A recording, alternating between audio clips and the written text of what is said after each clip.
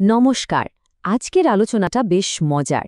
একটা আইডিয়া যেটা শুধু কম্পিউটারের স্ক্রিনে আছে সেটা কিভাবে হাতে ছোঁয়া যায় এমন একটা সত্যিকারের জিনিসে পরিণত হয়।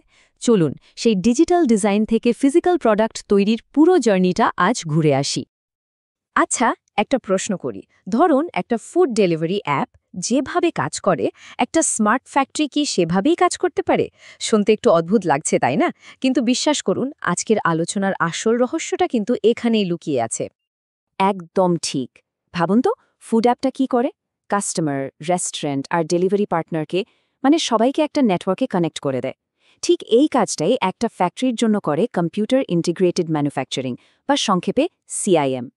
সিআইএম হলো ফ্যাক্টরির সেই অপারেটিং সিস্টেম যেটা ডিজাইন, প্রোডাকশন, বিজনেস সবকিছুকে একটা ইন্টেলিজেন্ট নেটওয়ার্কে জুড়ে দেয়। সোজা কথায় এটাই হলো গোটা ফ্যাক্টরির মাস্টার ব্রেন। বেশ, তাহলে চলুন এবার এই স্মার্ট ফ্যাক্টরির রান্নাঘরে ঢোমারা যাক, মানে যেখানে আসল কাজটা হয়। ব্যাপারটা সহজ করে বোঝার জন্য ভাবা যাক, আমাদের কাছে একটা দারুণ রেসিপি আছে আর একজন মাস্টার শেফও আছেন। এই রেসিপি আর শেফের গল্প দিয়েই আমরা ডিজাইন থেকে মেশিন পর্যন্ত পুরো ব্যাপারটা বুঝে নেব। তো আমাদের এই রেসিপিটা কি? এটাই হলো গ্যাড, মানে কম্পিউটার এইডেড ডিজাইন। সোজা কথায় প্রোডাক্টের ডিজিটাল ব্লুপ্রিন্ট বা 3D মডেল। ক্যাডের একটাই প্রশ্ন, জিনিসটা দেখতে কেমন হবে? আর আমাদের মাস্টার শেফ, উনি হলেন ক্যাম, অর্থাৎ কম্পিউটার এইডেড ম্যানুফ্যাকচারিং। ক্যাম কি করে? ওই ডিজিটাল ডিজাইনটা নিয়ে ধাপে ধাপে মেশিনের জন্য নির্দেশ বা ইনস্ট্রাকশন তৈরি করে। ক্যামের প্রশ্নটা হলো, আচ্ছা এটা বানাবো কিভাবে? তাহলে বোঝাই যাচ্ছে ক্যাম হলো ডিজাইন আর আসল প্রোডাকশনের মধ্যেকার সবচেয়ে জরুরি ব্রিজটা। তাহলে পুরো প্রসেসটা কি দাঁড়ালো? খুব সিম্পল।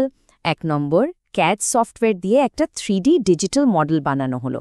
২ নম্বর, ক্যাম সফটওয়্যার ওই মডেলটাকে মেশিনের বোঝার মতো ভাষায়, মানে টুলপাথ, স্পিড, এইসব ইনস্ট্রাকশনে বদলে দিল।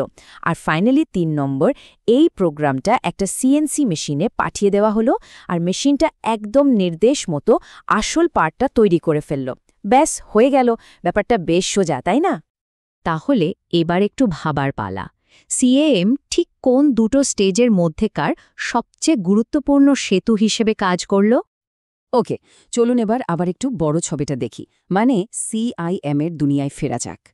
একটা ফ্যাক্টরিকে যদি একটা বিশাল অর্কেস্ট্রা টিম হিসেবে ভাবা যায়, যেখানে সব মেশিন আর সিস্টেম হলো এক একজন মিউজিশিয়ান, তাহলে সিআইএম হলো সেই অর্কেস্ট্রার কন্ডাক্টর, যে কিনা সবাইকে একসঙ্গে পরিচালনা করে একটা পারফেক্ট সুর তৈরি করে। এই অর্কেস্ট্রাটার দিকে একবার তাকালো যাক। এখানে কম্পোজার বা রচয়িতাকে অবশ্যই সিএডি, যে কিনা মূল সুরটা তৈরি করছে। আর মিউজিশিয়ান বা বাদ্যকর কারা? ওরা হলো সিএনসি মেশিন, রোবট, যারা আসল কাজটা করছে। শুধু তাই নয়, এখানে স্টেজ ক্রুও আছে, মানে এজিভি আর এএসআরএস, যারা সবকিছু স্টেজে ঠিকঠাক পৌঁছে দেয়। আর কন্ডাক্টর নিজে কি দেখে সবটা চালান? ওনার হাতের স্কোর, মানে ডেটাবেস আর প্ল্যানিং সফটওয়্যার। দারুণ না ব্যাপারটা? কিন্তু প্রশ্ন হল, এই গোটা অর্কেস্ট্রা একসঙ্গে বাজালে লাভটা কি? লাভ অনেক। প্রোডাকশনের সময় হু হু করে কমে আসে, প্রোডাক্টের কোয়ালিটি অনেক বেটার হয়, মেটেরিয়াল ওয়েস্টেজ বা নষ্ট হওয়া প্রায় বন্ধ হয়ে যায়। আর সবচেয়ে বড় কথা, মার্কেটের চাহিদা বদলালে খুব তাড়াতাড়ি প্রোডাকশনও বদলে ফেলা যায়। এক কথায় পুরো সিস্টেমটা হয়ে ওঠে সুপার এফিশিয়েন্ট আর স্মার্ট। তাহলে এবার বলা যাক, সিআইএমে এই সব আলাদা আলাদা টেকনোলজিকে এক সুতোয় বাঁধার আসল উদ্দেশ্যটা কি? অনেক তো থিওরি হলো, চলুন এবার একটা একদম রিয়েল লাইফ উদাহরণ দেখা যাক। একটা গাড়ির গিয়ার, ভাবুন তো, যেটা শুধু কম্পিউটারের স্ক্রিনে একটা ডিজাইন ছিল, সেটা কিভাবে কঠিন স্টিলের একটা আসল পার্টে পরিণত হয়। তো গল্পের শুরুটা হচ্ছে ডিজাইনারের কম্পিউটার স্ক্রিনে। সেখানে ক্যাড সফটওয়্যার ব্যবহার করে গিয়ারটার একটা নিখুঁত 3D মডেল তৈরি করা হলো। প্রত্যেকটা দাঁত, প্রত্যেকটা মাপ, সবকিছু একদম মিলিমিটার মেপে ডিজিটালি তৈরি। ডিজাইন তো রেডি। এবার মঞ্চে আসছে আমাদের সেই শেফ, মানে সিএনসি সফটওয়্যার। ও কি করে? ওই 3D মডেলটাকে ভালো করে অ্যানালাইজ করে তারপর সিএনসি মেশিনের জন্য একদম স্টেপ বাই স্টেপ নির্দেশ তৈরি করে, যেমন কাটিং টুলটা ঠিক কোন পথে যাবে, কত স্পিডে ঘুরবে, সবকিছু। আর এবার হলো আসল অ্যাকশনের সময়। ওই প্রোগ্রামটা সোজা সিএনসি মেশিনে লোড করে দেওয়া হলো, আর মেশিনটা অমনি একটা স্টিলের ব্লক থেকে নিজে থেকেই একদম নিখুঁতভাবে গিয়ারটা কেটে বের করে আনলো। এখানে কিন্তু মানুষের হাত লাগানোর কোনো দরকারই পড়ল না।